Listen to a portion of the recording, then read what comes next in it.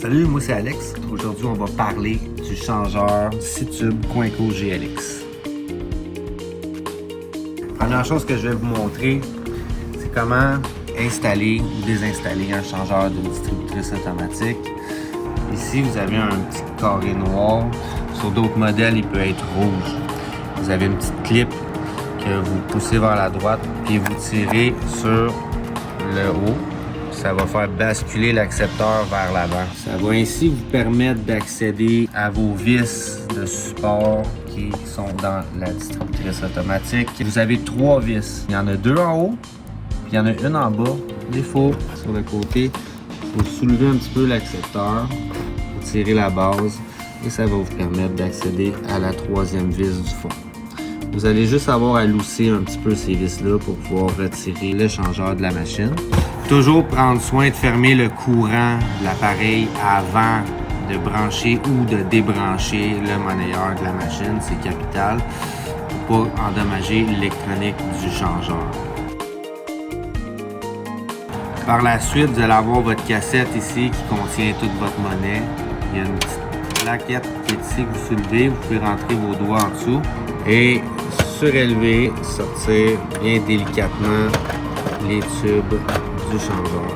Ça va être très important d'être toujours très délicat avec ce compartiment-là parce que c'est quand même assez fragile.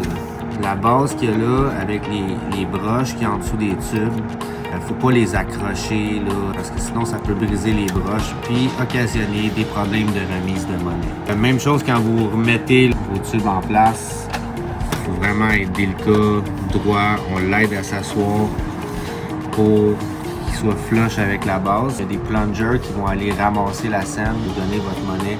Il faut que votre argent soit bien positionné dans les tubes. Je vais vous montrer comment mettre l'argent dans vos tubes. Vous étalez les sous dans votre main. Vous remplissez vos tubes comme ça. Vous mettez encore avec les dollars. Et ça va d'un coup, là. Vous n'êtes pas obligé d'y aller comme ça, une scène à la fois, là. On étale la pile, bloquer tous les autres tubes de façon à ce qu'il n'y ait pas de mélange de pièces. Comme là, ici, il y a un 10 sous qui est rentré dans le tube des 2 piastres.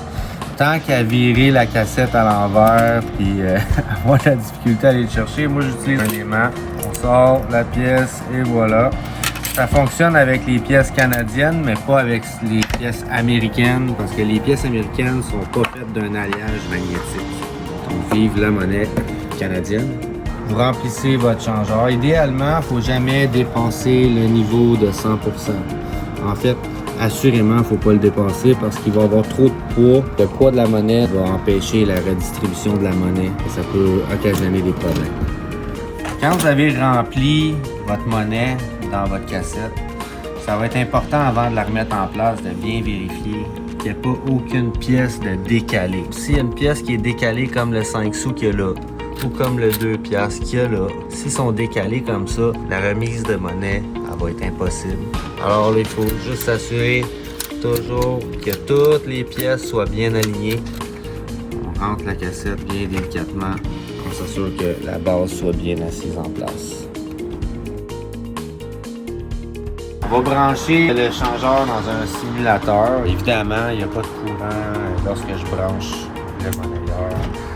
Pour faire sortir des sous de votre changeur, il y a certaines machines que ça va être facile. Vous allez arriver sur votre monnayeur, vous allez appuyer sur la lettre qui est associée à un tube. Le A il est au 2$ ici, le B il est avec l'autre 2$, le C est avec le 1$, le D il est avec la pièce qui est en arrière, c'est les 25 cents, le E le 10 cents, le F les 5 cents. Il y a certaines machines que vous allez appuyer là-dessus puis il va absolument rien se passer, parce qu'elle a une switch qui détermine si la machine est ouverte ou fermée. Dans certains cas, quand la machine sait qu'elle est ouverte, elle va enlever la connectivité entre le monnayeur et la machine, ce qui va vous empêcher de faire sortir les sous manuellement de votre changeur. À ce moment-là, souvent, il faut activer la switch qui est dans votre machine pour pouvoir utiliser ce paramètre-là. Ou dans la programmation de votre machine, vous allez avoir une fonctionnalité qui va vous permettre de sortir votre argent.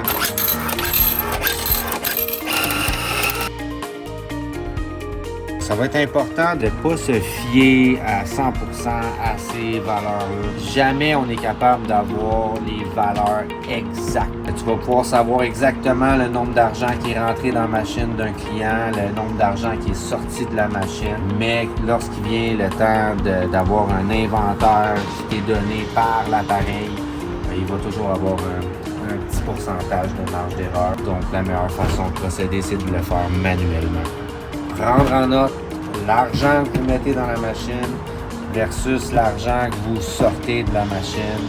Ça va être la meilleure façon d'avoir les meilleures données avec précision. Si jamais vous avez une machine qui ne nécessite pas d'avoir beaucoup de monnaie, vous allez établir une flotte qui est moindre. Donc, l'argent additionnel que les gens payent, ils vont aller directement dans votre boîte à monnaie qui se trouve dans votre machine. De cette façon-là, vous avez toujours un inventaire stable, puis le restant, il ne va pas aller automatiquement dans les tubes. Si vous n'établissez pas de flotte, il va amener l'argent jusqu'au niveau de 100% avant d'envoyer la monnaie dans votre boîte à monnaie, dans votre machine. Pour établir une flotte, bien, vous voyez, là, j'ai déjà mis des sous dedans. La monnaie est à un certain niveau. Je vais aller appuyer sur les boutons. Ici, vous avez D, E, F, A, B, C. EF, c'est établir flotte. Vous allez appuyer ces deux en même temps. Là, ça va dire votre port est à 63,5. Voulez-vous confirmer ou canceller l'opération? Ici, ça va être l'Enter, le A, cancel. Si vous appuyez sur Enter, bien, votre flotte elle va être au maximal de 63,5 dans votre cassette. Tout l'excédent de la monnaie qui va passer dans la distributrice automatique va aller directement dans la boîte à monnaie dans votre machine. Vous avez juste ce compartiment-là à nettoyer. L'argent, c'est très sale, les gens manipulent les sous, les billets, tout ça avec leurs mains, donc ça vient très très sale, donc ça salit l'intérieur de l'accepteur à monnaie.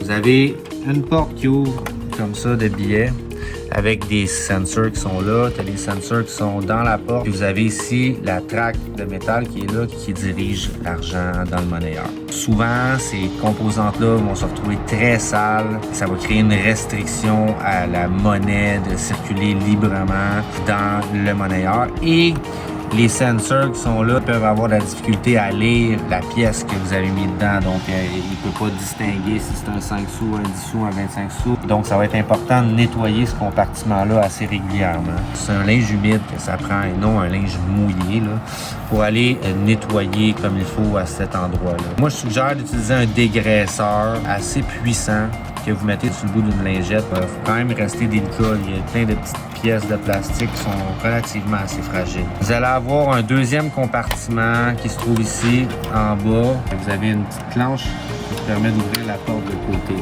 Ici, vous allez pouvoir voir si c'est très très sale. Il y a une pièce qui dirige l'argent.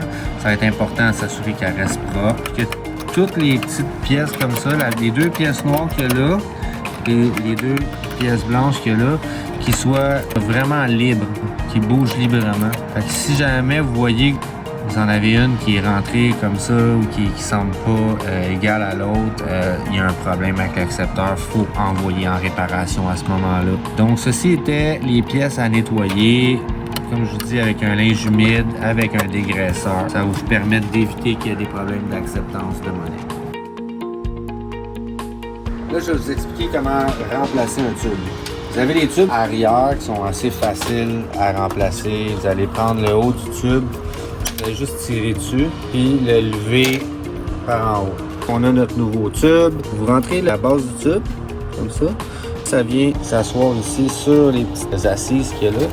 Puis vous allez aller après repousser dans le haut de votre tube, que ça reclippe en place. Ça, c'est facile pour les tubes d'en arrière. Pour les tubes d'en avant, il faut enlever la façade. C'est facile quand on sait le truc, là. Vous allez voir dans le coin droit, il y a une petite clip qui est là. On tire dessus et on l'ouvre comme ça. Un coup qu'elle est ouverte, vous allez pouvoir pousser la plaque vers le bas. Vous allez voir ici, là, vous avez un petit check qui est là, qui tient la pin. Vous poussez dessus et ça vous permet de l'ouvrir et de l'enlever. Après, vous pouvez faire la même chose que je vous ai montré pour les tubes de 25 sous. Vous allez prendre votre tube, vous allez tirer sur le haut. Il y a des clips qui sont là de chaque côté. Eux, ils vont se clipper là dans le frame de la cassette. Vous tirez vers le haut, vous retirez votre tube. Même chose quand vous rentrez votre tube en place, on rentre le billet. On le met du même niveau que les autres et on va pousser jusqu'à temps que ça clippe. Faut pas avoir peur de pousser, là, ça va pas casser. Maintenant, remettre la façade, c'est pas super instinctif la façon que ça se produit, là. Moi, ce que je fais, c'est que je rentre le côté gauche en premier. On s'assure que les 3 positions sont au bon endroit. Après, le côté droite, même chose. Vous voyez là, il y a la petite pin qui est là. On la rentre ici, on la rentre au milieu. Puis après ça, en montant vers le haut, on vient reclipper le tout. C'est pas super évident, mais c'est pas impossible. Si vous êtes capable, croyez en vous. Si votre monnayeur a de la difficulté à accepter la monnaie, la plupart du temps, ça va être à cause de la saleté qu'on peut retrouver à l'intérieur. Donc, bien nettoyer l'intérieur avec un linge humide, avec un dégraisseur. Quand votre changeur est dans votre distributrice automatique et que vous n'avez pas la contrainte d'une switch de porte qui vous empêche de faire sortir des sous manuellement du changeur comme ça, c'est une bonne façon de tester vos payouts. Les payouts, ça, c'est ce qui va redonner la monnaie au client qui a acheté dans la distributrice automatique. Des fois, ça pourrait arriver que quelqu'un vous dise regarde, j'ai pas eu la monnaie pour mon achat. Donc là, vous allez regarder si les pièces sont bien positionnées dans votre changeur et tout. Mais une bonne façon aussi de faire, c'est de tester la fonctionnalité directement sur le changeur. Donc, ça va vous permettre de voir si le tube, il paye bien. Fait que si je pèse ici, là, il me donne un 25 sous. Si je l'essaye plusieurs fois, et qu'à chaque fois que je pèse dessus, j'ai un 25 sous, ben il n'y a pas vraiment de problème avec le tube, tu sais. C'est une bonne façon de voir si tous vos tubes fonctionnent. Si je pèse sur le B ici, je vais avoir un 2 $. Si je pèse sur la fonctionnalité puis que tu entends le mécanisme rouler puis qu'il ne te donne pas de pièces, alors on a un problème soit de positionnement de monnaie ou soit qu'on a un problème avec le tube ou soit qu'on a un problème avec la base du changeur, ce qui nécessite une réparation par un technicien professionnel. Je vais vous montrer un tube qui est défectueux versus un tube qui n'est pas défectueux. Vous voyez ici, la broche qui est là, elle ne touche pas dans le coin ici. Vous avez un coin qui est là en plastique. La broche doit être dans le coin. Si elle n'est pas dans le coin, puis elle est écartée, vous allez avoir un problème de distribution de la monnaie. Quand elle est écartée de même, c'est parce qu'ici, vous avez des petites pins en plastique qui tiennent la broche en place. Puis quand on enlève la cassette du changeur puis qu'on accroche les tubes dans le fond, ça brise ces petites pièces de plastique-là. Ce qui tenait la broche en place, dans le fond, qui ne tient plus. Donc après, les pièces de monnaie restent prises dans le tube et les clients n'ont pas leur monnaie. Ça, c'est un tube qui est défectueux de l'ancien modèle, un Guardian 6000 XL. Les nouveaux modèles, vous avez des tubes qui sont jaunes. Les 2 tubes sont compatibles avec l'un ou l'autre des changeurs. En arrière du tube, vous avez deux pins de plastique, encore une fois, qui tiennent la broche en place. Celle-ci ici est brisée. Si vous voyez ça, là, posez-vous pas de questions, c'est la raison pour laquelle la distribution de la monnaie à votre clientèle n'est pas effectuée correctement. À ce moment-là, il suffit de changer le tube. C'est pas très difficile à faire, vous êtes capable de le faire vous-même, comme je vous ai montré dans une vidéo précédente. Un tube qui est en bon état, c'est celui-ci. La broche est bien soutenue. La broche passe ici entre 2 pins de plastique qui la tiennent en place bien droite. Vous avez ici votre broche qui est à côté sur les 2 coins qu'il y a là. Donc, ça va pas faire l'effet piche-note que j'appelle là. C'est quand vous pincez la pièce de monnaie, elle va être propulsée. Vous avez un petit bras qui va chercher la pièce de monnaie qui passe dans la fente. Ici. Quand la pièce de monnaie arrive vis-à-vis les 2 broches ici, on va faire une petite pression, ce qui va l'aider à être propulsé dans le compartiment de retour de monnaie de la distributrice automatique. Si les pièces de monnaie sont pas bien alignées, vous allez avoir des problèmes de remise de monnaie. Si vos broches en dessous sont écartées, vous allez avoir des problèmes de monnaie. Si vous avez les petites pins de plastique qui tiennent là-bas, sont brisées parce qu'elles ont été accrochées dans la base due à la manipulation. Quand on le sort, si ça frotte et ça accroche dans le fond, ça brise les tubes. Alors, un tube, c'est pas si cher que ça, mais c'est fatigant à remplacer parce qu'on manipule mal la cassette. Donc, c'est important de faire très attention au positionnement des pièces dans les tubes et à la manipulation de la cassette. Ça va être important de vous assurer d'avoir un inventaire de monnaie dans vos tubes. La machine, ne sachant pas, hors de tout doute, qu'elle est capable de vous rembourser votre monnaie, elle ne va pas accepter la vente. Elle ne va pas accepter de vendre parce qu'elle n'est pas sûre de pouvoir vous remettre votre argent, puis elle ne veut pas vous voler.